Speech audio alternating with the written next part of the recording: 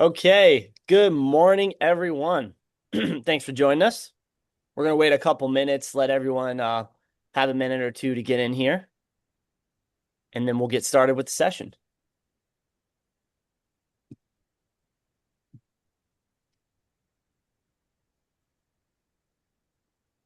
Got the thumbs up. I appreciate that.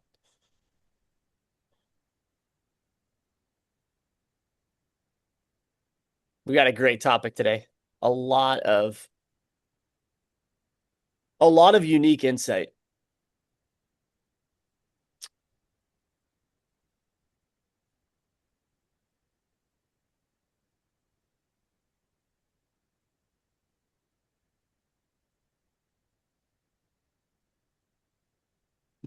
Hope everyone's staying relatively warm, but I highly doubt it.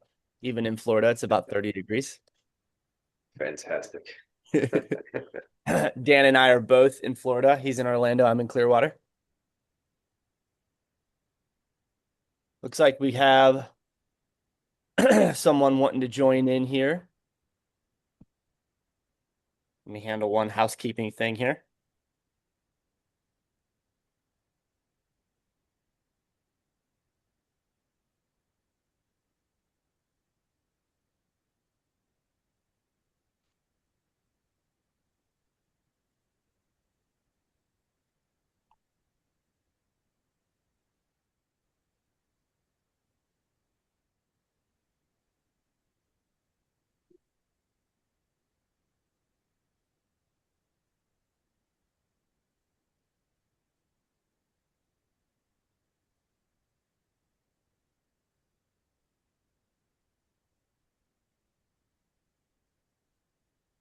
Okay, let's go ahead and kick this off. So today's session is intentionally not about tools. We're not going to talk technology today.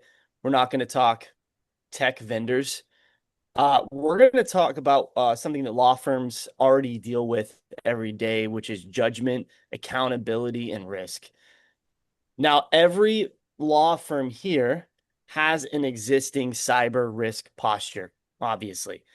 The real question is that posture intentional and is it defensible? Or is it the byproduct of decisions that were made really without correct data, without correct context, right? To make a proper decision about something, you have to have all of the true data surrounding that topic.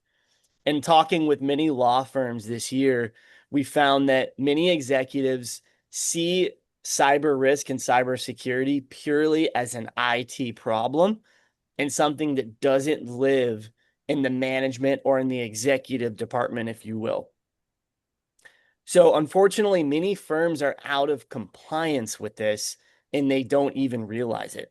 So, we're going to talk about cyber risk today in 2026, how it shows up in your organization, in your client trust, in your professional obligations. What are the downsides when these things aren't handled correctly? And we're also going to talk about decision making surrounding this. We're probably going to focus mostly on that. We're going to be using some short polls for engagement, not to test your knowledge, just to get a survey of this area.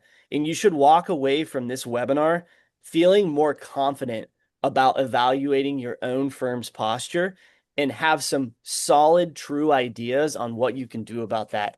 So I'm joined today. So I'm Alex Boots. I'm co-hosting today. I'm going to help keep the conversation focused on how cyber risk is showing up for law firm leadership at the partner level. And my role is to surface the questions that the audience today would care about and want to know. I'm joined today by Dan, who works directly with law firm leaders at the intersection of cybersecurity, data governance, and professional responsibility. He has a PhD in cybersecurity, and he's a friend of mine. Uh, we're also joined by Anthony, who's going to be helping us handle sort of some housekeeping things as we go through the webinar. We're going to make sure all your questions are answered today, and you walk away again with some more confidence about the subject. So, Dan, before we dive in, Yeah. can you briefly share why this topic today continually comes up in your conversation with business leaders? Well, cybersecurity, just in general, is something that's becoming more and more of a thing for businesses, regardless of industry, right? with law firms, it's more intense because they handle certain kinds of data, sometimes personal information, sometimes client information is obviously highly sensitive. And in today's day and age, this digital world we live in, you have to protect it. And if you listen to the news on a daily basis, you could probably hear one or two stories about something bad happening to a company where data was exposed or ransomware attack or some type of threat happening to a business, and it's happening to like the big guys, right? So if it can happen to the big guys, it's can very easily, if not easier, for a smaller firm or company to get hacked as well. And that's kind of the trend we're seeing, is that more and more of the small businesses, small firms, small business are actually getting hit more because it's an easier target. Mm, And it's becoming, I think the stat was about 70% of cyber attacks are hitting small businesses. okay. Wow. Now, what are partners at law firms usually worried about? Even if it's not phrased as like, let's take cybersecurity, that word maybe out of it. What are Mhm. partners usually worried about surrounding this topic? Exposure, um, making sure their data is protected so that, God forbid, if something does happen on the digital in the digital world, in this digital landscape we live in, client data getting exposed is probably the worst thing that could happen to any firm, regardless of size. That becomes more reputational damage than anything else.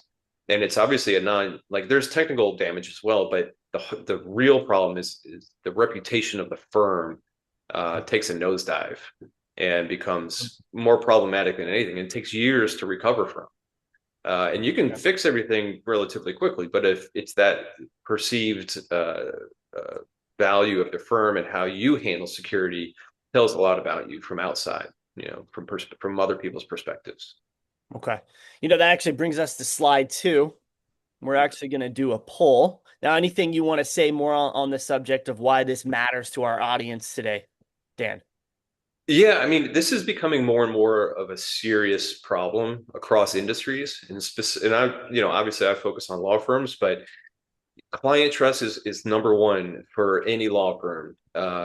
You got to make sure that clients perceive you as a valued partner in their legal uh, roadmap, or however you want to say that, their partnership with you and how they Yeah. work with you as a client or as a vendor. Yeah. That's huge. And, it's your firm's professional duty to handle that. Um, Yeah. so Yeah, yeah, I that's think the we have key. a statistic or two on that we're going to show. Okay, so Yeah. I'm going to launch a poll here for everyone. I want everyone to please participate. So it should be up on your screen.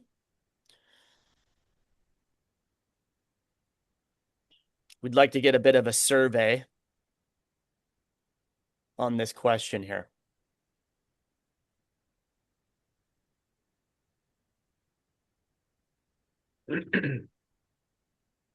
Okay, everyone, please make sure they answer this.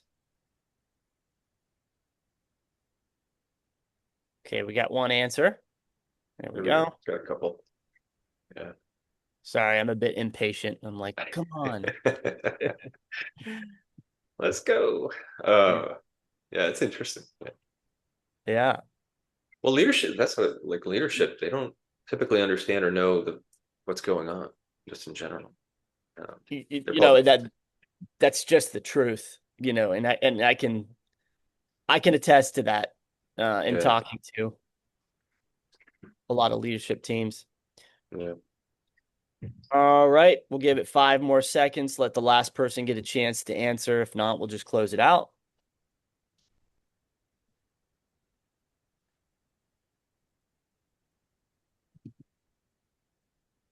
Okay, Yeah. so that pretty much aligns, and that's actually Yeah. why we're doing the webinar today. Yeah. Now, Dan, I wanna comment on one thing. I'm gonna take, let's say, a 1 minute, maybe 2 minutes. I don't want to get on too much of a soapbox, but before we move on to the next slide, I have a frustration. Okay. I've been in the IT channel. For the audience today, the IT channel is outsourced IT technology partners who come in and help your business with those tasks and a fractional outsourced level. I've been in the IT channel the better part of a decade, and what's frustrating is how businesses select their IT vendors and the limited amount, or should I say short in scope, of vetting that they do for a company that's going to come in, touch their data, guarantee data security and integrity.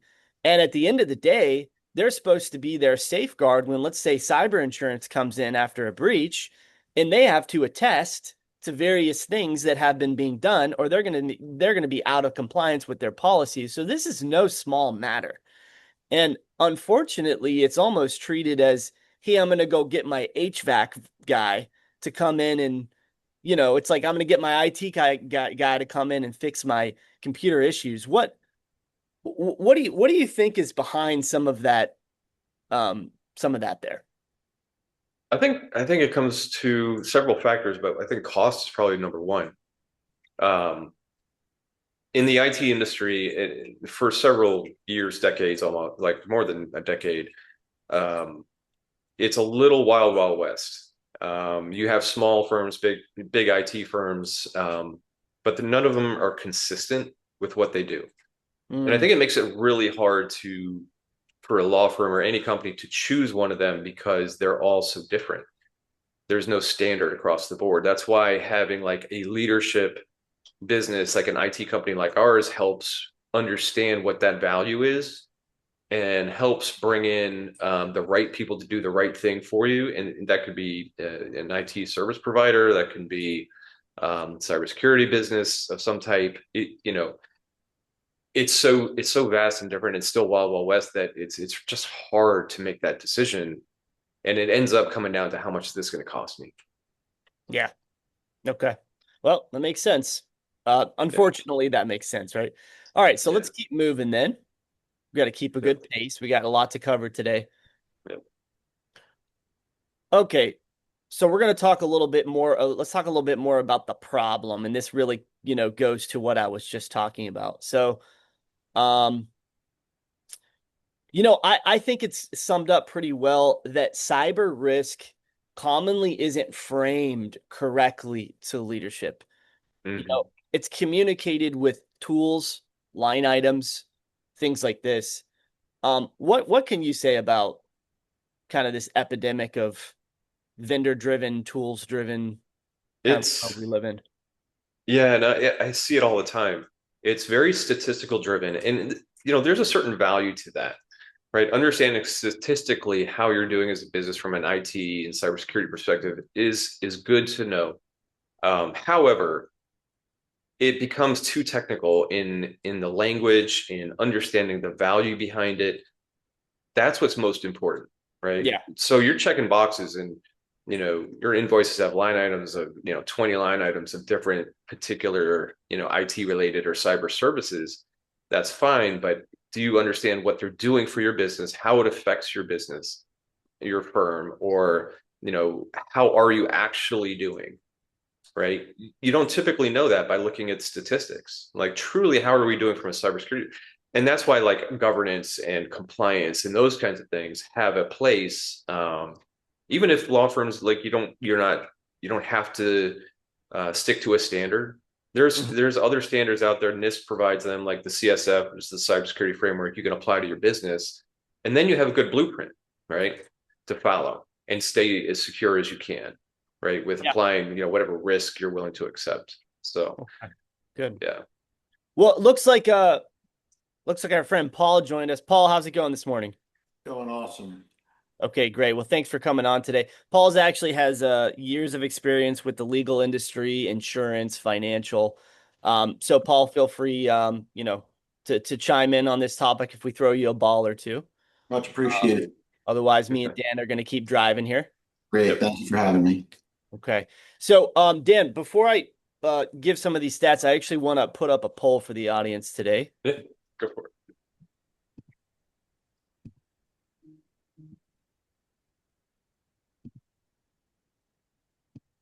All right. Poll number 2. So I'd like everyone to go ahead and answer that.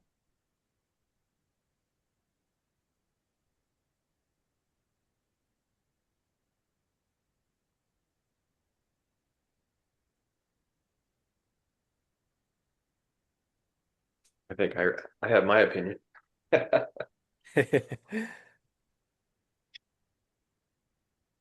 Yeah.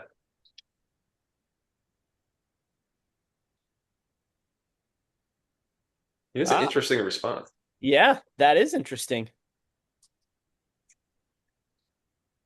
It's funny, like historically, this is often discussed after there's an incident, whether it's yours or maybe one of your partners or vendors that you use.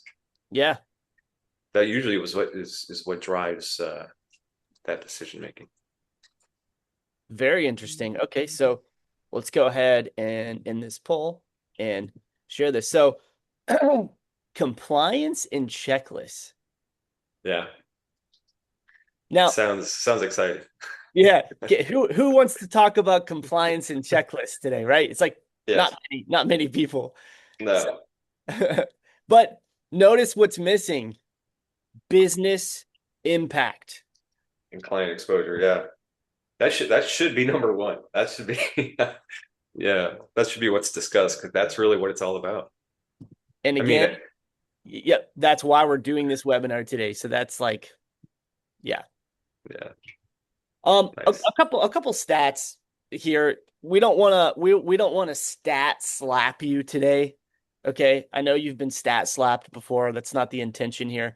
But there's a couple interesting points that I'd like to highlight. One, only 4 out of 10 law firms reported per the ABA last year that they carried cyber liability insurance. Cyber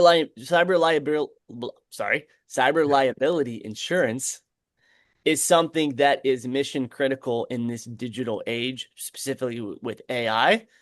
Um, it's just something, it's not too hard to get, and it's fairly affordable. So we encourage you to look into that. Now 4 out of 10 law firms last year self-reported security breaches. That's per Tech Advisors. That's a decent amount. What can you say on any of this here, Dan? So the self-reporting piece is I think what gets me sometimes because there's a lot of, and I don't want to say law firms specifically because this is more of a generalized issue, is that nobody wants to report it, period. And if they don't have to, they will not report it because they know that it's going to be there's going to be a financial hit. There's going to be some effort to recover, but more importantly, it kind of goes back to what I was saying earlier. Reputation damage is serious issue that Yeah, can shut down your business. That yeah, can close you up for good. 100%. So I look at it like, okay, 4 out of 10. Yeah, there's probably a ton more that just had an incident and didn't report it. So, I take these stats with a grain of salt and, you know, figured, True. Wise words. The last one I'll say before we move: 65% of law firms did not fully understand their post-breach legal obligations. That's a problem. Okay. yeah, That's confusion. That's unnecessary, undue headache. Where you could have a proper education on what are the things you need to know if you do have a breach, so that you're not in rough waters. Let's say. I yeah. mean, rough waters are coming, but Like, you you can honestly, navigate. the way you handle an incident defines the longevity of your firm. Like, if you handle it really well, and there's articles about this, and there's some examples I can probably provide if somebody wants them. I can email them. There's companies that have had breaches in the critical infrastructure space, and because of how they handled the situation, their reputation damage was to a minimum. Like, it was small Mm-hmm. because when you're fully transparent and fully open about everything that's happening and how you're recovering and how you're fixing the issue, and you're public about it and you don't hold back, and that's your best way to resolve some of these issues because they are going to be public facing, you know. Yeah. So yeah, Great. that's my advice on that.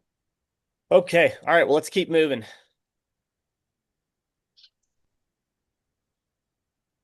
There we go. Sorry. Cyber tools. Woohoo! You Everybody's know, got them. the Guarantee it. idea Yeah, the IT channel is a vendor-driven community. Just so Yeah. the law firms here know, on our side of the table, we are constantly sold tools. So please forgive us if we're always talking to you about tools. But, you know, we are, Yeah. I like to say we're full of dashboards, but starving of clarity, Yeah. It's you very know? true. Yeah. But Yeah. real control, knowledge and responsibility comes from understanding. So what's being missed here, Dan? The translation, right? Mm, It's going from text speak to legal speak. And I don't mean legal speak in the sense of I'm going to court and I'm going to present and defend and do all these things. How do I yep. translate the technical aspect of what's happening in my business to somebody who doesn't understand tech? Like, how do you do that? Can That's a can that's a, that's hard to yeah, do. uh, can you give the audience an example of just an example of that? Yeah, I'm sure everybody's seen a really fancy charts and graphs and dashboards and whatnot of maybe IT related situations like, hey, we've patched X number of systems and we've handled this many incidents, or we found these many issues. Okay, well, that's great. But you got to look at it holistically. Okay, what's the trend look like? Is it getting worse? Is it getting better? What's the fix? How do I take that data and talk to the senior leadership in a firm and say, hey, look, we're seeing some bad things happening and it's getting worse and worse and worse. But being able to Mm, understand that by looking at the data, whatever kind of system it is, doesn't matter. And understanding the trends of what's going on and understanding the right way to fix it permanently, not band-aids. You have to be able to take that, understand what's happening, and discuss it with senior leadership so you can give them the information they need to make that decision. Right. So as long mm, as I've translated that in a way that is impactful and meaningful to their business with non-technical speak, because you're giving them ways to weigh the options. Okay, well, we're really good over here, we're really bad over here. How do we beef this up? And I just give them all the information they need and help them understand and kind of run through some scenarios and find the right answer for that situation. okay. That's the job. Yeah. Because at the end of the day, it's not my law firm.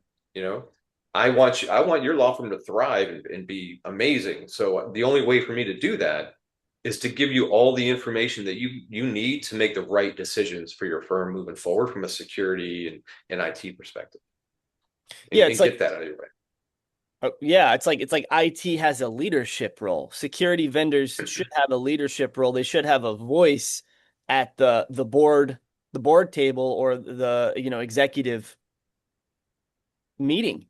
Yeah, And I agree. I think that that's missed uh almost 90% of the time, I would say. I don't want to necessarily put a number to it, but very common that that's not really the way that that goes. yeah. I don't know if this is a good analogy. I just thought it up in my head just now. So if you're a lawyer and I'm wrong, tell me. But I think the way I look at it from an IT perspective, as an IT leader in the business, sorry, in the industry, the tools they're what I have access to. It's like email security. I have probably a handful of email security platforms I can choose from. Yeah. Just like a lawyer, you have to do case law. You have to figure out which cases apply to your case and how you can defend it or not, or whatever the case might be in that situation.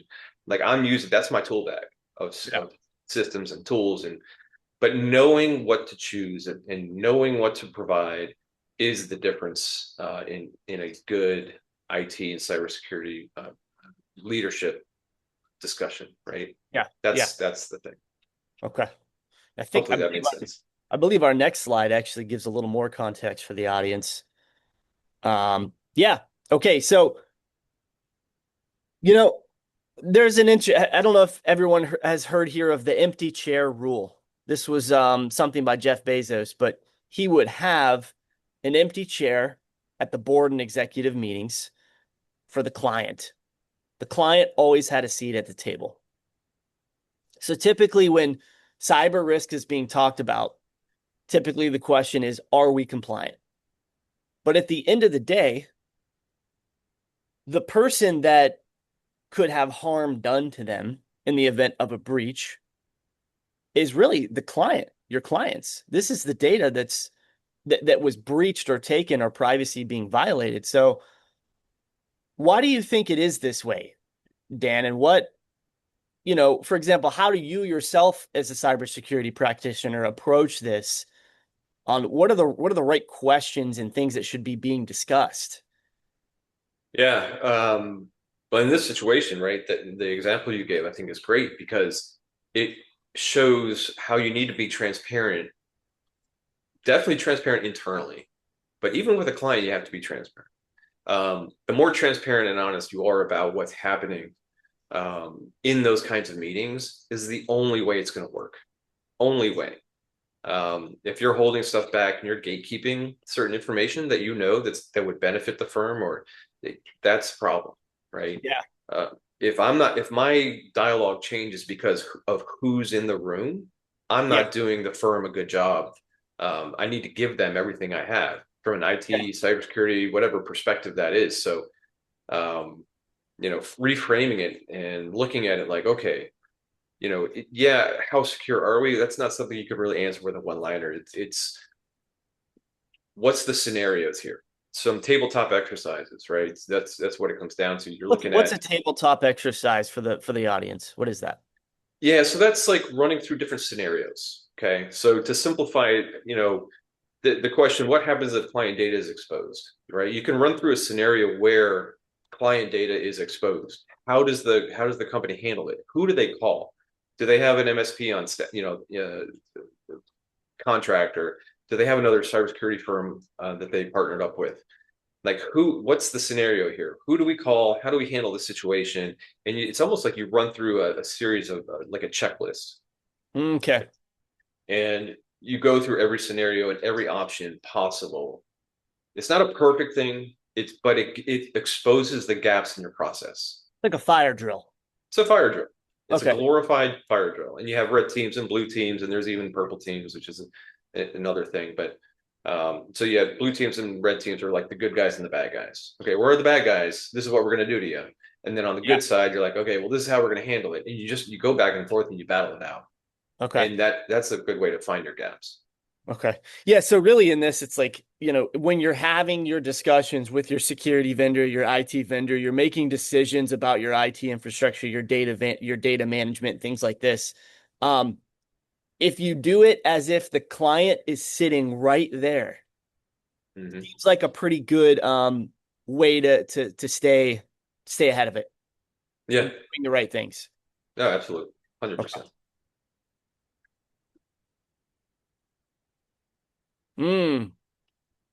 Common scenarios. And this is true across the board. I mean, ransomware and court deadlines. I mean, imagine this is kind of what I was referring to earlier about critical systems in your business, understanding and inventorying what are the critical systems that you have.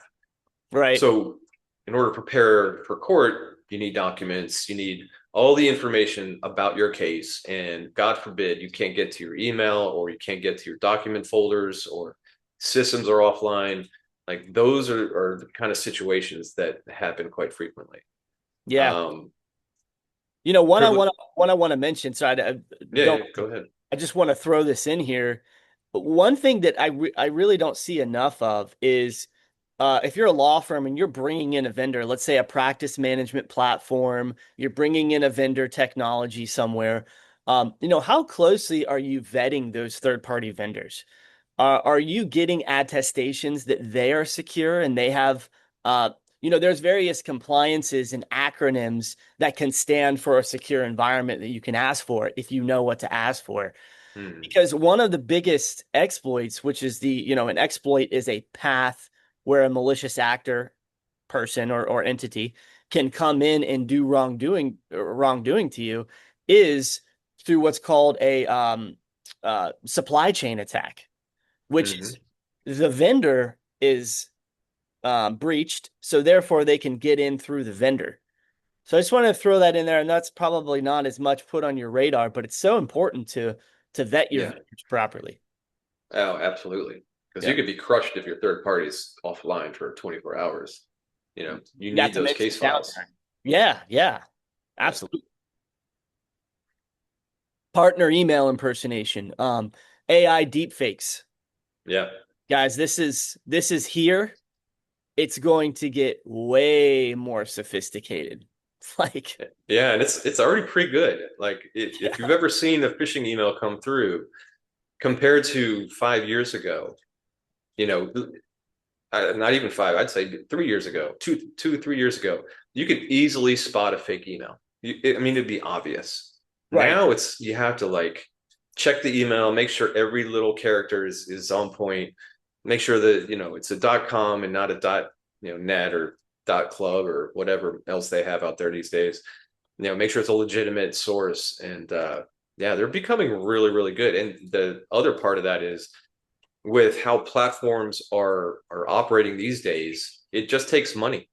That's all it takes, because I can throw tons of money into these platforms like AWS and Azure and Google and all these guys, and I can have some of the most powerful machines running processes using AI on full automation 24/7 and doing bad things to people. So these tools and these systems are at everybody's fingertips. So Yeah. partner emails, I can send out thousands per second if I need to. Yeah. That's the craziness of this. And just because you're using AI driven security tools, typically the bad actors are one step ahead of things. It's sort of a cat and mouse game. So you're using AI tools. Now they're using AI tools to exploit the fact that you're using AI tools. So if they can throw in there a bad prompt into your tool and make Mhm. it break it, then they have successfully evaded your complicated and savvy AI tool that a security vendor told you and said, because that line item is there, you're protected. Yeah. It's just not the case. No, yeah, absolutely. AI is becoming a whole new genre of IT, and it's moving fast. Yeah. Um, with AI models out there, OpenAI and Gemini and all these other AI models that are like the big guys have, and there's some smaller ones too. The biggest thing I've heard about, I know we're getting a little off topic, but with AI and its company data being exposed through these AI models, Right. and there are finally, and I was just on a call with the CEO of this AI company, where you can actually control the data that's going in and out of these models and create a very friendly interface for employees to use where that data is protected. So God, if they leave the business or you fire them or whatever the case is, you then still have access to all their data. Because Mm. as a business owner, that's your data, right? They're doing work on your behalf. And so that's your property. And so you should have access to it instead of it being out there in the ether in some AI model somewhere. And this is going to get to a topic called governance, which I'm going to Mm-hmm. have Dan lay out in the most simple terms. I think it's one or two slides ahead of this, but yeah, let's talk about this for a second. Yep. Hey, we're doing patch management. You know, we've identified 1,200 vulnerabilities. We're on top of it, right? Mm-hmm. It's like, okay, It's what's great. what's the real question here? Yeah, that's fantastic, Mr. IT vendor. Yeah. What are we doing? Yeah, but what it's not saying is there's 2,000 systems out there total. So they patched what, two-thirds or a third. Um, you Right, know, right, right, that's why stats and like metrics are good if you have the full data set to look at. right. Um, that's why looking at dashboards it's sometimes you can paint the picture the way you need it to be painted. Yeah. The other thing So that here, are we exposed in a way that matters? It's like, okay, so the most important thing, let's say they're going to talk with you about is, oh, I don't know, pick a low level IT risk, Dan, like something that's not so. I mean, I think they're all important. I'll say I know it's that. kind of hard, right? But let's say they talk with you about like, okay, we need, your Windows 11's missing the latest incremental security patch. Like, yes, we need to Yeah. handle that. But they're not mentioning that no cybersecurity awareness training is being done with any of the staff, and they're not ensuring that people are actually learning from their training. Mm-hmm. It's like, Yeah. pick your poison. Right. Rather have a slightly unpatched PC with one incremental.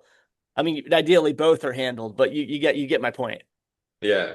And I'll just say this as a kind of to follow on what you just said about the training piece. I Yeah. think one of the most important things a firm can do, if you're going to make any decisions Yeah. from this webinar, make sure your people are taken care of from a training perspective, because they are, I don't mean this in a mean way, but they are your weakest link.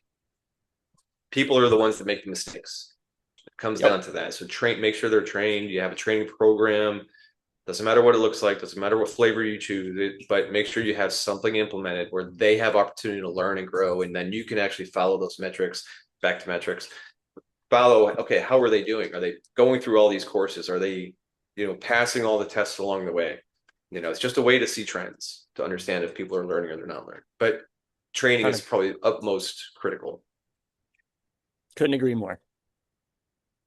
All right, let's move to the next. Perfect. Governance. So governance. So Dan, what is governance? Why does it matter? Talk to us about governance.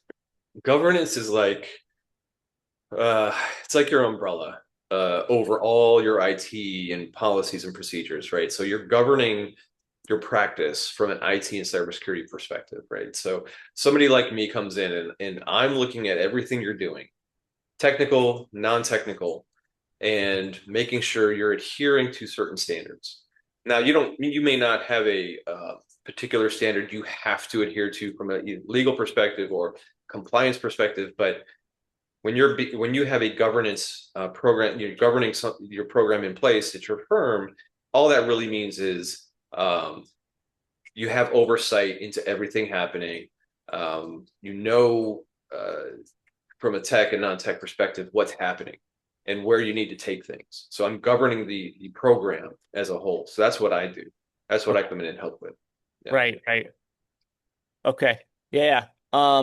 Yeah, let's keep moving because there's more on this. Actually, I want to stop everyone. I want to do a poll. Okay. And want everyone to answer. Very important question here. Who ultimately owns cyber risk decisions at your firm? Who does the buck stop with? Managing partner, executive. Yeah. Good.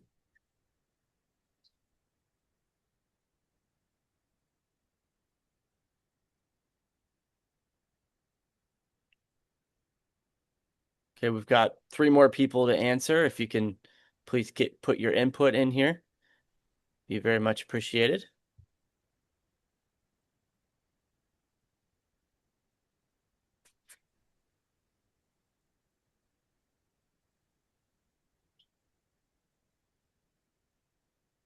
Leadership with partner input.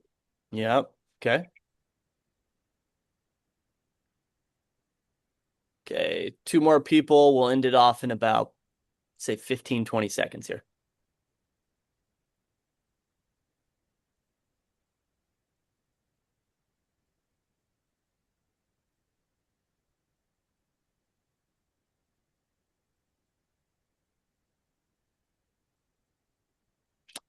All right.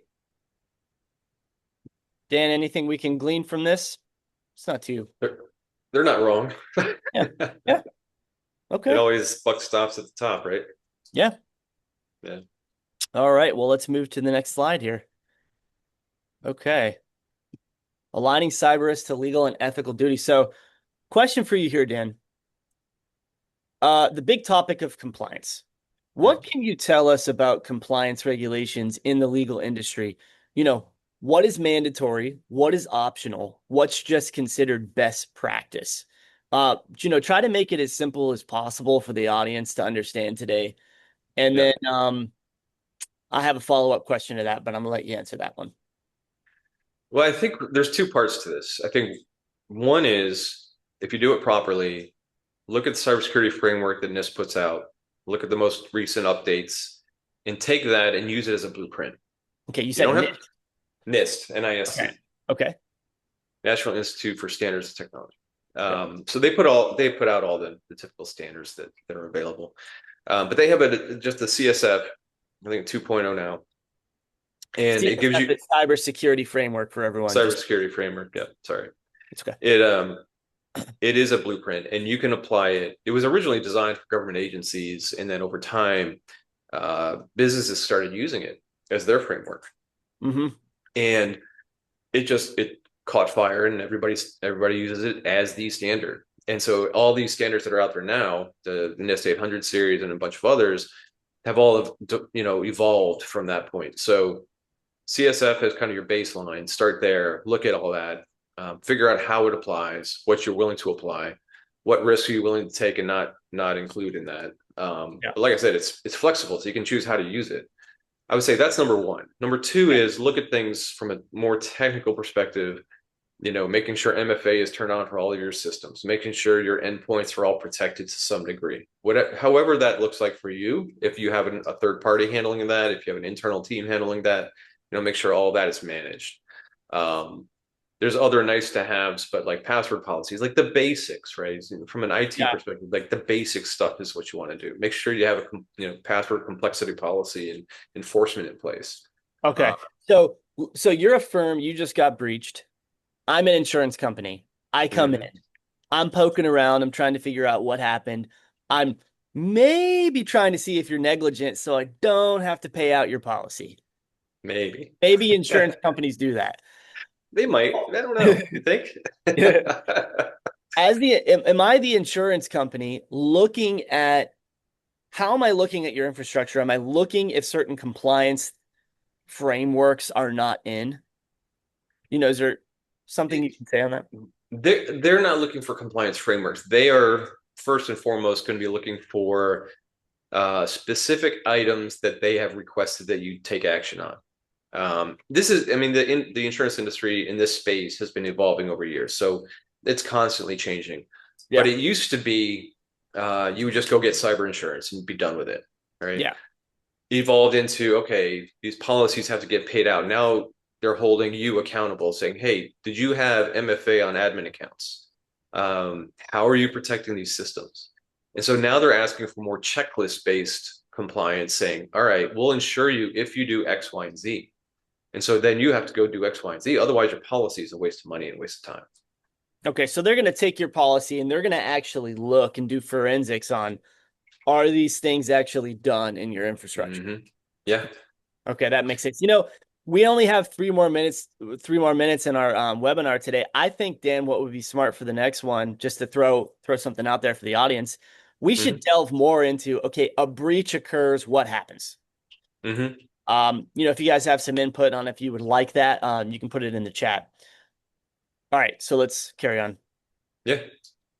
So I thought this was interesting. We don't have to take a lot of time with this, but moving from fear to informed decisions, like cyber used to be very fear-based, and from a marketing perspective, it was very fear-based. Like you have to do this, otherwise you're going to go out of business if you get hit, which they're not wrong. However, it's the fear-based. So we take a more proactive approach and very positive way of doing it, and getting out of your way and handling that for you. Yeah.